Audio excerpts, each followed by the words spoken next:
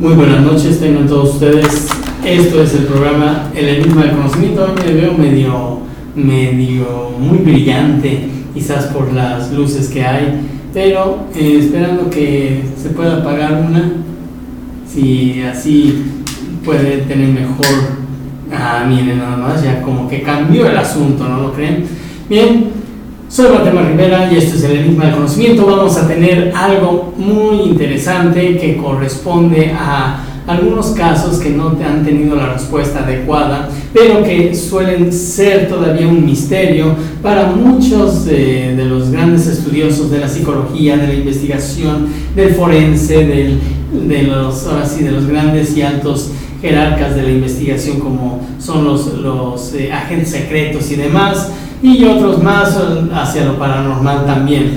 Bien, pues en esta ocasión vamos a ver algunos datos interesantes. Uno de los principales que llega a estar como que pendiente en todo esto es el famoso sujeto llamado Jack el Destripador. ¿Realmente era destripador o no? Bueno, pues ¿qué les parece si vamos ahora sí a lo que es el pequeño video para ir analizando, y quizás de este video pasar todos los que hay y después regresaríamos para poder hablar sobre estos casos? ¿Qué les parece, amigos? Creo que eso es lo más importante y vamos a tener la dicha de conocer más. Bien, estamos ubicados en la ciudad de Tlaxcala, en la calle Ignacio Allende número 61 Altos, frente a la Cruz Roja, en Tlaxcala capital, cuna de la nación y cuna del mestizaje. Vamos a entrar, ¿qué les parece? Y ya saben, si tienen algún comentario, algo que quieran que se desarrolle, quizás en el momento, en vivo o no, pues y si un servidor lo sabe, adelante. Aquí no es de que me la saque de las mangas, simplemente si hay conocimiento al caso, se dará en vivo y en el instante. Pero en caso de que no, yo seré honesto con todos ustedes para poder dar una investigación acerca del tema que ustedes quieran que se desarrolle en su programa El Enigma del Conocimiento. Agradeciendo a nuestro gran director general Alex Gómez, quien ha hecho la infraestructura, y toda su familia que ha podido estar ahora sí interviniendo en toda esta empresa tan maravillosa, y que pues vamos a tener más cosas sorprendentes. Bien, vamos a ver qué hay del programa, del video, porque eso es muy importante, saber qué es lo que está pasando. Regreso después de este corte informativo.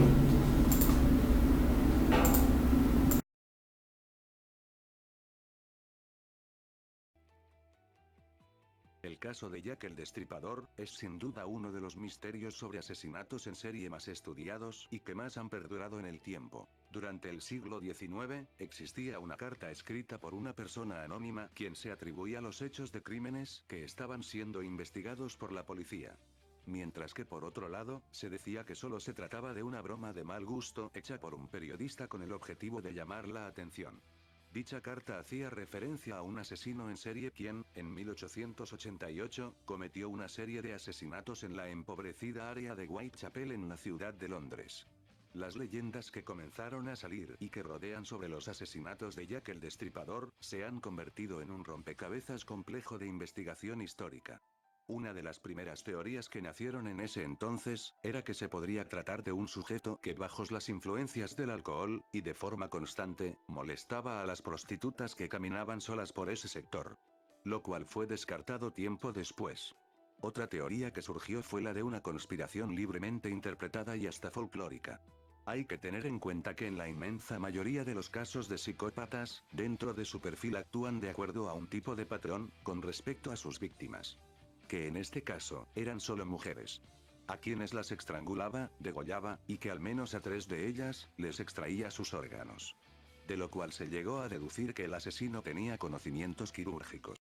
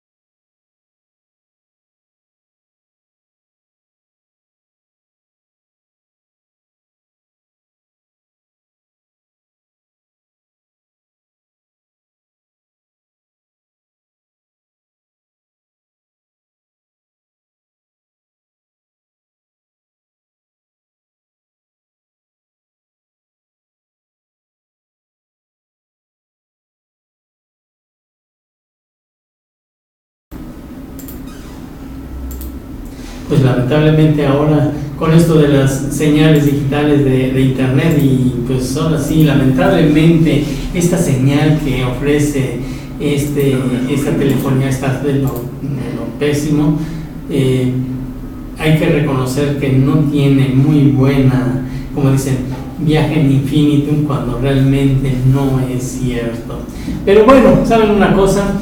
Al parecer ya está como que medio regresando la señal. Vamos a intentar ver nuevamente bueno, no nuevamente, sino la continuación de este video, y hay que dar el punto de vista sobre esto. Soy Mateo Rivera, quédense con nosotros.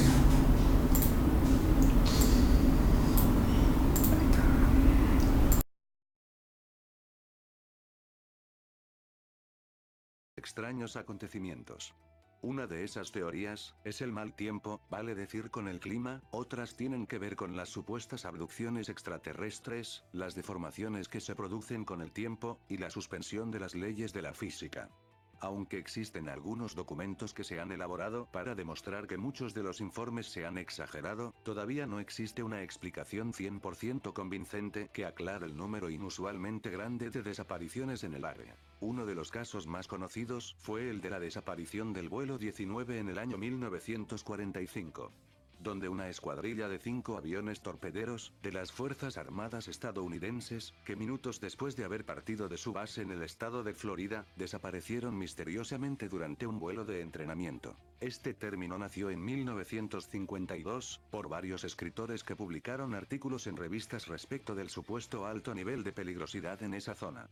Sin embargo, la Guardia Costera de Estados Unidos dio a conocer una estadística donde afirmaban de que en ese sector del Atlántico, no habría ningún tipo de suceso fuera de lo normal que se haya indicado en dicho lugar, y que las desapariciones de estos barcos y aviones ocurren con la misma frecuencia que en otras zonas del mar, con igual cantidad de tráfico. De todas formas, el Triángulo de las Bermudas sigue siendo considerado uno de los grandes misterios del mundo.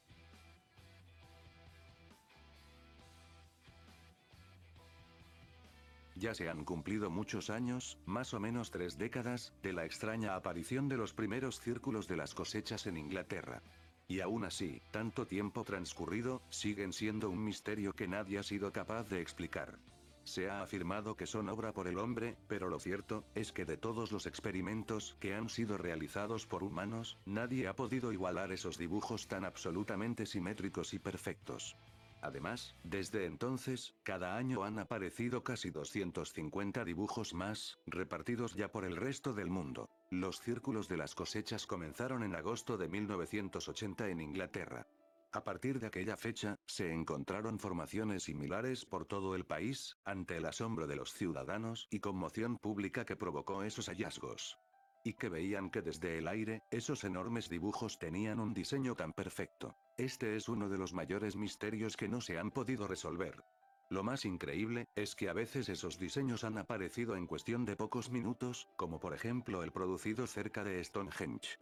Allí, varios testigos declararon que en esa zona no había nada a las 5:30 horas de la tarde de aquel día. Pero que apenas media hora después, se descubrieron en aquel mismo lugar hasta 151 círculos concéntricos con una medida total de 279 metros. Cuando estos extraños círculos se estudiaron, se pudieron dar cuenta de que las plantas sobre las que se dibujaban esos círculos no habían sido ni siquiera cortadas, sino que estaban aplastadas pero sin romper el tallo. Cada planta se inclinaba a un lado y se enlazaba con la anterior. Además se descubrió que estas plantas estaban afectadas por anomalías químicas y electromagnéticas. En Inglaterra, a los círculos de las cosechas se les conoce con el término de círculos de los cereales. Sin embargo, si al principio estas figuras ya se encontraban en estos tipos de cultivo, ahora ya se han extendido a todo tipo de campos y por varios países del mundo. De hecho, un fenómeno similar a todas estas alteraciones de cosechas se han encontrado en Argentina. Como de igual forma se han descubierto en Canadá, en Estados Unidos, en Rusia, o en Holanda, entre otros. Además, con el tiempo se ha visto que ya no se trata solo de círculos, sino que también han comenzado a aparecer dibujos esotéricos, como el candelabro judío de 7 brazos, símbolos religiosos, y rostros aparentemente humanoides. El escepticismo que han despertado a veces este tipo de apariciones, proviene de cierta ocasión en que dos ingleses, se autoatribuyeron la autoría de todos esos diseños. Extrañamente, se hizo toda una gran campaña al parecer destinada a desviar la atención de la formación de aquellos círculos, pero lo cierto, es que años después se pudo demostrar que estos dos ingleses nada tuvieron que ver en esas apariciones. Son muchas las teorías que se han lanzado sobre estos extraños círculos de las cosechas. La más recurrente, es la que señala de que se trata de comunicaciones emitidas por seres extraterrestres. Los naturalistas se apoyan en la tesis de que son mensajes que nos está emitiendo la Madre Tierra, como una forma de queja al maltrato que les estamos dando, mientras que los más lógicos, afirman que se han formado por algún tipo de vibraciones de ultrasonidos, o radiaciones emitidas por quizás algún tipo de experimento secreto, y otros afirman que solo se trata de una campaña publicitaria. La teoría más firme y conocida, es una con un punto de vista mucho más místico, al decir que es la irrupción inesperada de lo divino en nuestra realidad, y que nos encontramos ante un nuevo ciclo cósmico.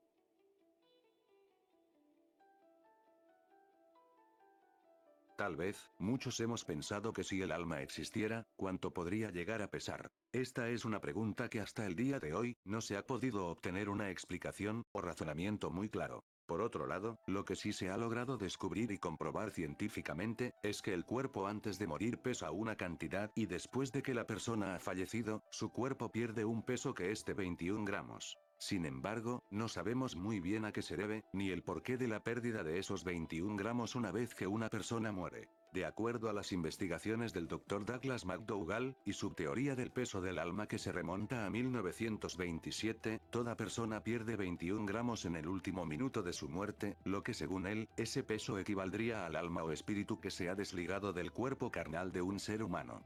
Su teoría, fue basada en experimentos con personas moribundas, que fueron pesadas minutos antes de morir, y en todas habían perdido la misma cantidad, 21 gramos. El Dr. Douglas, utilizaba para sus estudios una cama especial, muy sensible a los cambios de peso. Que por cierto, dicho artefacto fue construido por él mismo. Este doctor colocó en esa cama, a 6 enfermos terminales, y sobre ella los iba observando y analizando, luego los iba pesando durante los últimos momentos de su vida, antes, durante y después.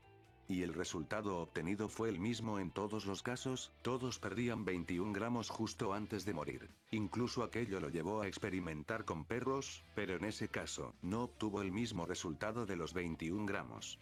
Según la teoría de varios filósofos griegos, solo los seres humanos tenemos alma. Según esa tesis, es por la capacidad de soñar. Algo que por otra parte, también es discutible. Hay otros científicos que aseguran que esos 21 gramos, se deben a que la persona, una vez que ha fallecido, ha exhalado todo el aire que tenía dentro.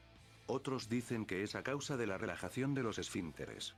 Sin embargo, posteriormente quedó completamente descartada esta teoría, ya que los gases no pesan tanto. Si nos ponemos en el caso de que en verdad tenemos alma, y que realmente pesara esa cantidad, ¿a dónde iría a parar nuestra alma? ¿Existirá en realidad la reencarnación? Son demasiadas las preguntas y muy pocas respuestas. Lo único que nos queda claro, es que al final siempre nos quedaremos con esa gran duda.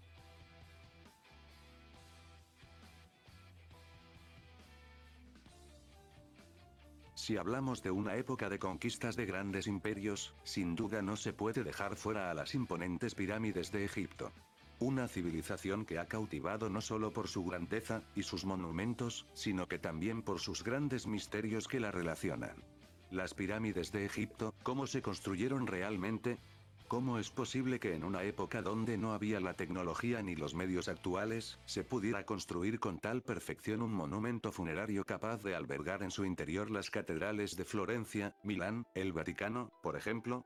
La Gran Pirámide de Keops tiene 2.300.000 bloques de piedra caliza, de entre 2 y 15 toneladas cada uno. 230 metros en cada una de sus caras y 146 metros de altura. Por otro lado, está su relación matemática perfecta, el doble de la longitud de sus lados por su altura, el famoso número pi. Muchos misterios, muchos secretos, que sin duda, se vieron relacionados por varios desastres ocurridos en relación a momias y tumbas egipcias. Uno de los casos más recordados, por ejemplo, fue lo sucedido en el Valle de los Reyes, cuando Howard Carter descubrió la tumba de Tutankamón un 17 de febrero de 1923. Este hecho se le conoce como la expedición maldita, ya que luego de su descubrimiento, se desataría una maldición que lo acompañaría en los 6 años posteriores. 35 personas murieron en condiciones misteriosas. Incluso, el perro de Lord Carnarvon murió de un infarto fulminante. Una inscripción grabada sobre la tumba desató el terror. La muerte golpeará a quien perturbe el sueño del faraón. El primer gran misterio en la construcción de todas las pirámides lleva a diversas e interesantes teorías, como la de la elaboración de las grandes piedras, de las que se hacían uso. Hay varias teorías, pero se cree que las piedras se clasificaban según su dureza y apariencia, en caliza, arenisca, alabastro y granito. Los egipcios usaban los estratos de mayor calidad y extraían mediante galerías los materiales más resistentes a la intemperie. Los bloques se cortaban con forma cuadrada o rectangular, y para tallarlos y cortarlos se usaban mazos de madera, y herramientas de cobre y bronce. Hasta hace unos años, se pensaba que en las hendiduras se introducían cuñas que al mojarse, se expandían y separaban la piedra. Pero dadas las herramientas existentes, ahora se afirma que se introducían cinceles y se calzaban con cuñas, de modo que la presión era doble. Para las piedras duras se golpeaban con un mazo de piedra dolerita. Otra teoría afirmaba que se encendían fuegos y así el granito, y que por el calor, se rompía. Otro misterio era su forma rectangular, que se relacionaba con el concepto de espiritualidad de los egipcios. Para otros, por supuesto, no podía faltar la hipótesis de la intervención de seres extraterrestres.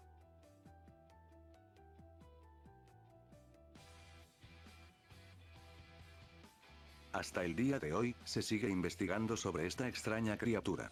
De forma hipotética, su aspecto físico se le atribuye a la de un humanoide de más de 2 metros de altura, con grandes alas que se repliegan, cubierto de pelo gris oscuro, con enormes garras en las patas, sin cabeza, y con 2 grandes ojos rojos y fuertemente luminosos a los que se dice que tienen facultades hipnóticas. Los primeros relatos que fueron reportados por testigos, que aseguraron haberlo visto, se consiguieron en el año 1966. Se dice que el hombre polilla fue observado por primera vez en una localidad de Virginia, en la madrugada del 15 de noviembre. 2 matrimonios paseaban en automóvil cerca del sector, que era una zona de antiguos depósitos militares de explosivos usados durante la Segunda Guerra Mundial. De pronto, vieron al lado del camino una criatura de unos 2 metros de altura, con 2 alas plegadas a la espalda y que les miraba con 2 brillantes ojos de color rojizo. El conductor aseguró haberse dirigido hacia la carretera principal, y los ocupantes, debido al pánico, habrían sido seguidos por este ser hasta la misma entrada del pueblo. Los supuestos testigos, asimismo, afirmaron haber oído un agudo grito que provenía de esta extraña criatura. Los testigos, luego de haber declarado el hecho a la policía, se ordenó una exhaustiva búsqueda en esa área. Pero no se pudo hallar ningún indicio que sirviera de evidencia para probar la existencia de dicha criatura. El día 16, también en ese antiguo depósito militar, otro supuesto testigo aseguró haber visto al monstruo, que asegura haberse fijado de su presencia entre las sombras, que era como si se hubiese estado arrastrando en el piso, y que lentamente se había puesto de pie. Lo describió de color gris y mucho más alto que un hombre, y con 2 terribles ojos rojos. También esta persona le atribuyó poderes hipnóticos a la mirada de esos ojos rojos de la supuesta bestia. La noticia no tardó en difundirse y rápidamente en esa localidad, ya que se transformó en el foco de atención de muchos cazamonstruos, que armados recorrieron una y otra vez los sitios señalados por los testigos sin encontrar absolutamente ningún rastro de la criatura. El 25 de noviembre de ese mismo año, en un campo de cultivos, otro supuesto testigo aseguró haber visto a este ser que ya se le había bautizado como el hombre polilla.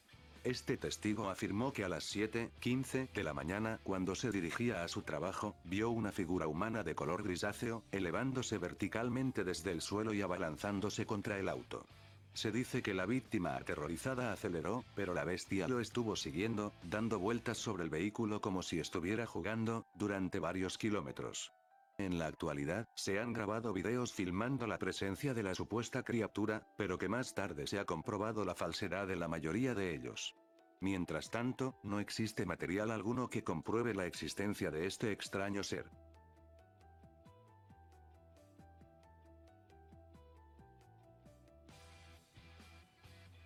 Angélica Cottin era una niña proveniente de Inglaterra, campesina y de baja estatura.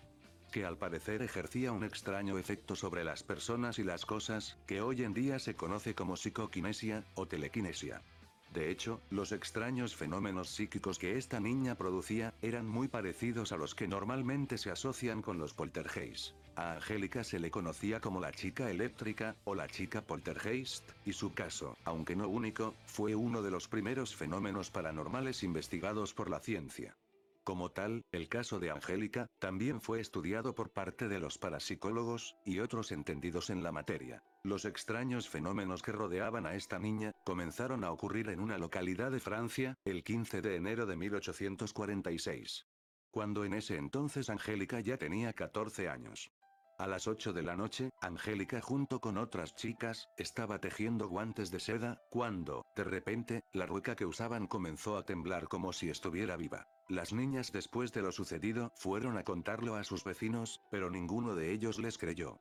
Posteriormente las niñas volvieron lentamente de nuevo al taller, que se mantuvo tranquilo hasta que Angélica volvió a aparecer en dicho lugar. Misteriosamente aquel fenómeno volvió a repetirse. Todas las niñas gritaban de pánico, menos Angélica. Cuando los padres de Angélica se enteraron de lo que pasaba con ella, pensaron que su hija había sido poseída por el demonio. De manera que la llevaron a la iglesia del pueblo, con el fin de que fuera exorcizada. Sin embargo, el sacerdote quería primero presenciar el extraño fenómeno por sí mismo, para convencerse del extraño suceso, y aconsejó a sus padres llevar a la niña a un médico. Mientras que las sensaciones extrañas de Angélica continuaron. Cuando la niña trataba de sentarse en una silla, esta la empujaba hacia afuera, y era tal la fuerza del poder que ni siquiera un hombre la podía sentar sobre ella. Si dormía en una cama, ésta se sacudía. Los objetos se acercaban a ella, incluso sin contacto físico aparente. El simple toque de su mano, incluso sobre muebles pesados, hacía que estos rebotaran y saltaran de arriba a abajo. Las personas que estaban cerca de ella podían tener con frecuencia descargas eléctricas. Cuando esto sucedía, el corazón de la niña latía a 120 pulsaciones por minuto, y a veces venían acompañadas de convulsiones. Lo curioso del caso era que los metales no se veían afectados por su poder, lo que indicaba que, si fuera un poder eléctrico, sería un poco raro. Sus poderes a veces desaparecían durante 2 o 3 días. Pero luego de eso, volvían sin previo aviso. Con el tiempo, la niña fue llevada a París para que fuera sometida al estudio por un médico especialista que fue testigo de sus poderes. Hasta que se llegó a la conclusión de que los fenómenos eran reales, publicándose un informe en febrero de 1846. Otras teorías afirmaban que el poder de Angélica se debía al electromagnetismo producido por un lado de su cuerpo.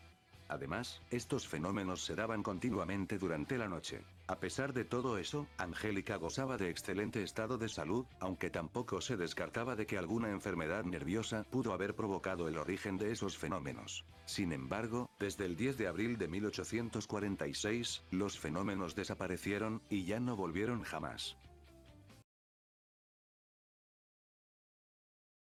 Bien, pues ya estamos sabedores de algunos acontecimientos increíbles, y algo muy claro es que si se dan cuenta, ha habido películas de ciencia ficción supuestamente como la de Electra, como la de X-Men, a donde las mujeres realmente tienen esa facultad y poder de generar energía eléctrica. Pero algo muy importante para entender es que todos generamos energía eléctrica. Tan solo la estática, al momento de que nosotros nos quitamos un suéter, generamos electricidad. Y lógicamente ustedes se han percatado que hay ocasiones que cuando medio tocamos un dedo con otro para saludar o qué sé yo, o rozamos nuestros cuerpos con otras personas, ¿qué sucede? Se genera una descarga eléctrica. Esto entonces nos da como posibilidades de que todos somos eléctricos.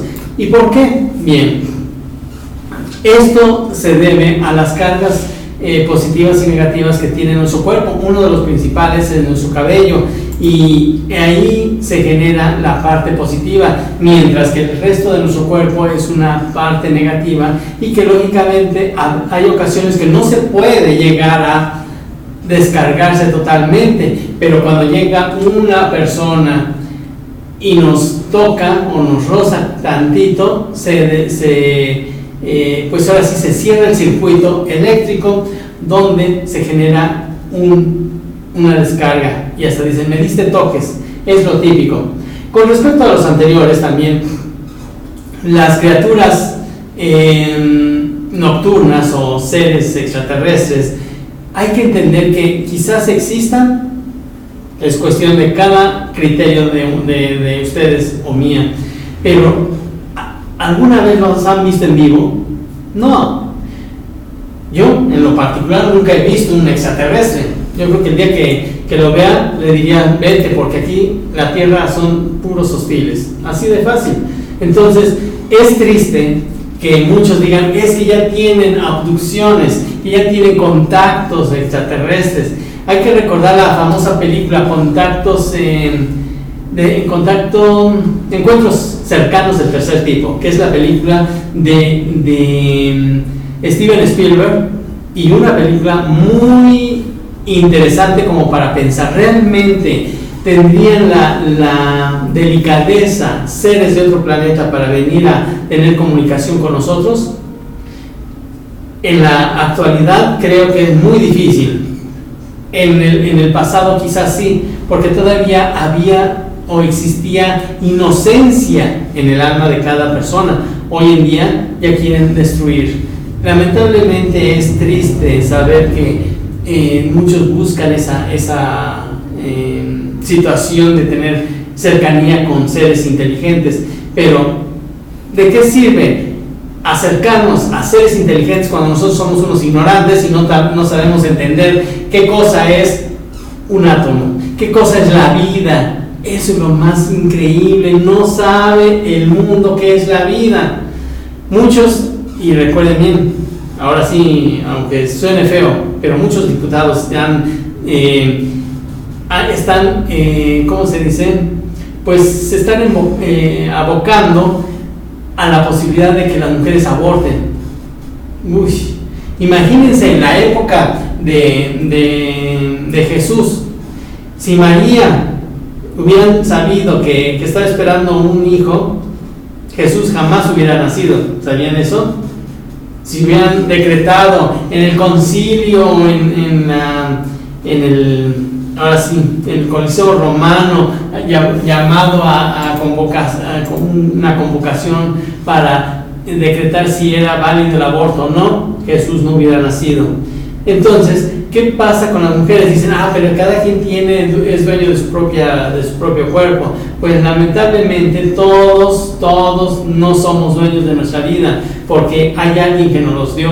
Y si ese alguien ustedes ni lo respetan y ahora sí, como dicen comúnmente, se lo pasan por el arco del triunfo, qué tristeza de que estén como diputados o que tengan doctorados, licenciaturas, que sean ingenieros, si de plano no pueden conocer lo que es el estatus de un ser humano. Así como eso, en los animales sucede lo mismo.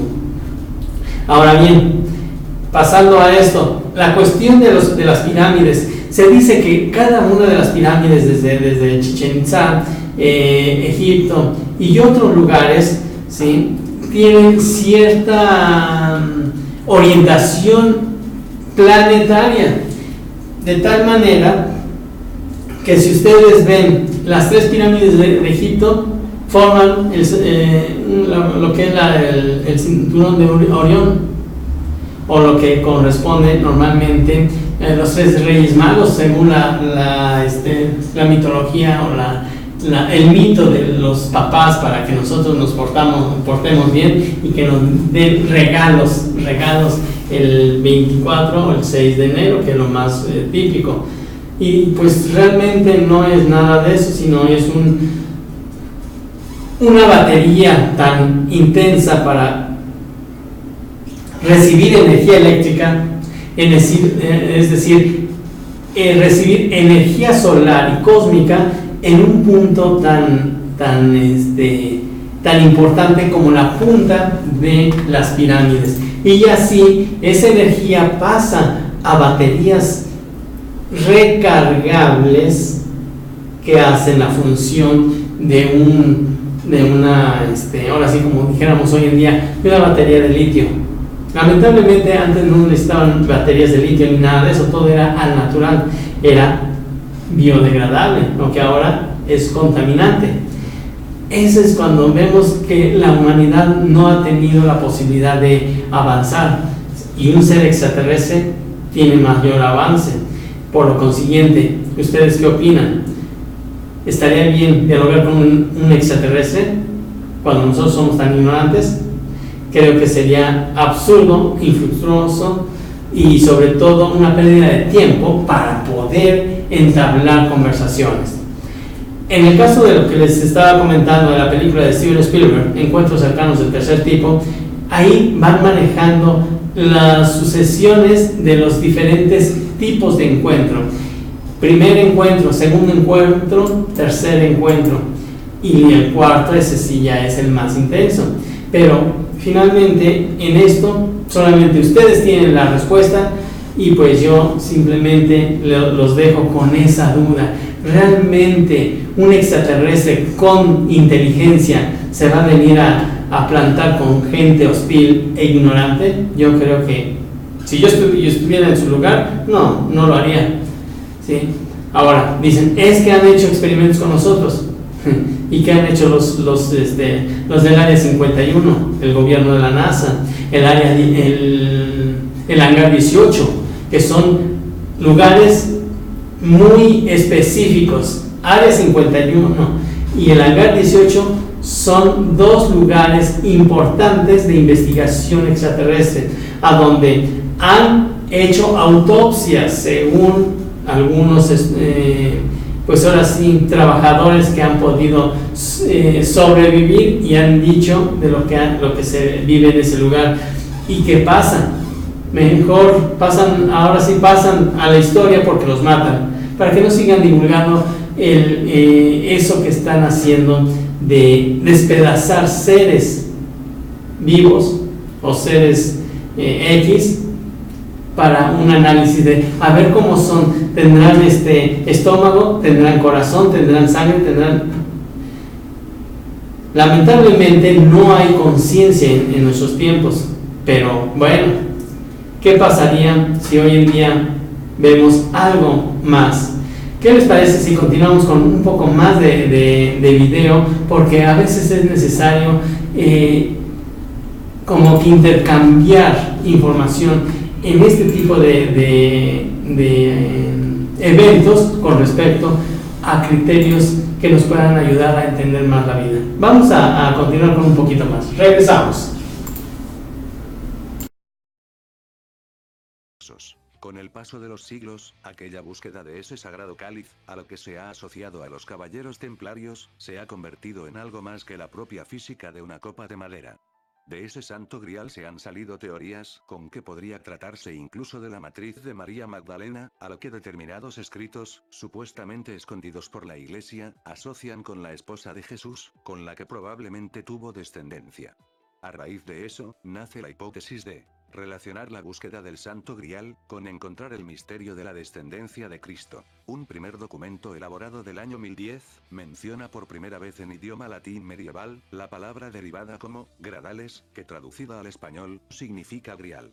Se designaba en épocas medievales a ciertos recipientes en forma de copa de uso doméstico. Una forma más está de relacionarlo con la búsqueda del cáliz. Pero los que se aferran a la teoría de la descendencia, hacen hincapié que la derivación de ese grial no fue correcta. Afirman que no fue el grial lo que se trasladó, sino la sangre real. Puede que, según esta teoría, lo que se trasladara de Asia a Europa no fuera entonces una copa de madera, el grial o cáliz de Cristo, sino que la sangre real, el linaje y descendencia de Cristo. Obviamente, un descubrimiento así podría suponer un auténtico terremoto para las creencias religiosas cristianas, y podría suponer daños irreparables para la Iglesia Católica. Quizás por ello se han asociado distintas facciones misteriosas que luchaban a lo largo de los siglos por defender ese sagrado cáliz y mantenerlo oculto, y otros por lo contrario, sacar la historia a la luz. Nombres como el del Priorato de Sion, las tropas nazis en la Segunda Guerra Mundial, y el de los Illuminati se habrían obsesionado con la búsqueda del Santo Grial. Por otra parte, hubo un acontecimiento que le daría más fuerza a la leyenda. Fue en un perdido pueblo francés, en el siglo XIX, de nombre Rennes-le-Château. Durante el siglo XII salieron a la luz teorías de que durante siglos hubo una conspiración eclesiástica apoyada por los reyes de Francia de aquella época para mantener oculto un terrible secreto. Aquellas teorías que se plasmaron en un polémico libro, El Enigma Sagrado, escrito en 1982, y que afirmaba que la búsqueda del Santo Grial era la búsqueda de todo el linaje de David, con el que se encontraba el de Jesucristo. Fueron las que sirvieron de base para el libro, El Código da Vinci, el que finalmente le ha dado la fama sobre un caso que se mantuvo durante siglos, en las sombras. Bueno, pues ya vimos otra teoría media absurda, media ilógica, pero que tiene mucho sentido, puesto que una copa no puede ser de oro, en el caso del Santo Grial.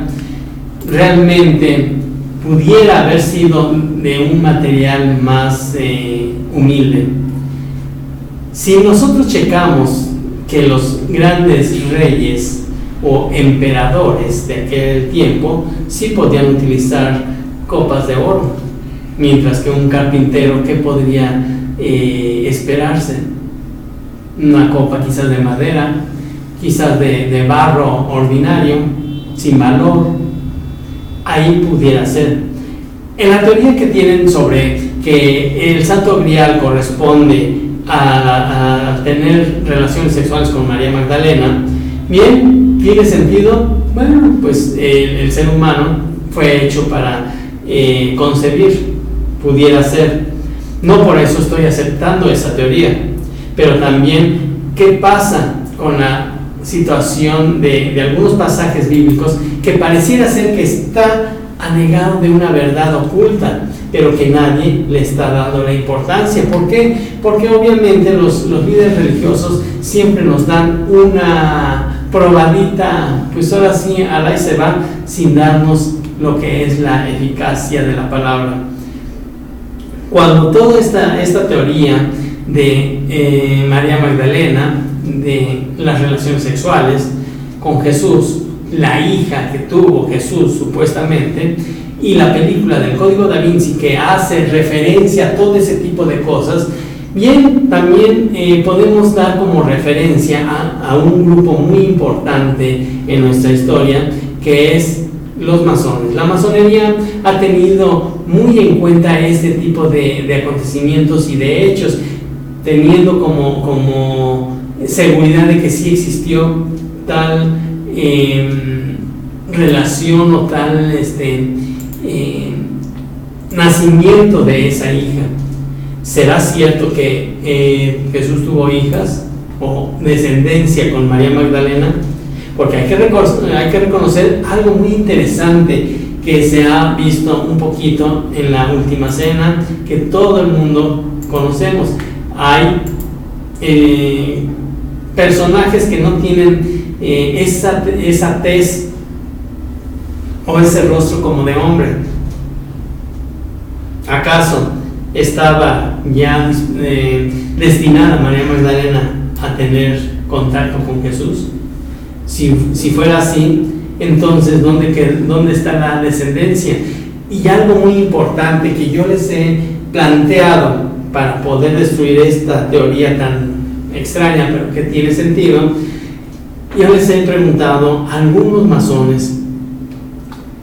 Bueno, es correcto, está bien dada la información, pero si el nacimiento fue por obra del Espíritu Santo, entonces aquí viene la falla biológica tan universal que nadie podría explicarse. Podría, si todo es correcto, Jesús de Nazaret tener nada más un cromosoma y de ahí tener relaciones sexuales para que se engendre una hija. Yo digo que es muy difícil, pero bueno, yo se los dejo a su criterio.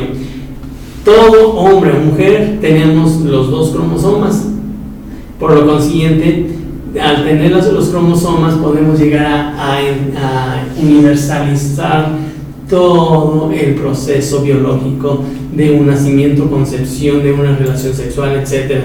Y de ahí poder establecer los rangos de misión, vamos a decir así, de cada ser humano. El hombre, como ustedes han de saber, es el que determina el sexo del bebé o del descendiente o de la nueva generación, no es la madre. Entonces, ¿qué pasa ahí? ¿Quién se equivocó? ¿Los masones? ¿La Biblia? ¿O simplemente se equivocó la naturaleza? ¿Hubo un desorden biológico en ese tiempo?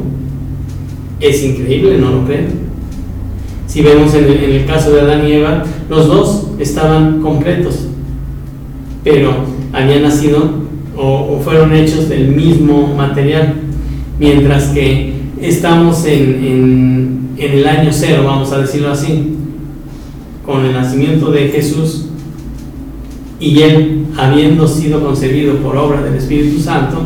Esto nos da como referencia un solo cromosoma. ¿Cómo poder engendrar? De acuerdo a la idea de los masones, no se puede. ¿Cómo poder tener ese entendimiento claro para un sacrificio? Quizás tampoco se podría comprender, porque estaríamos bajos en cromosomas.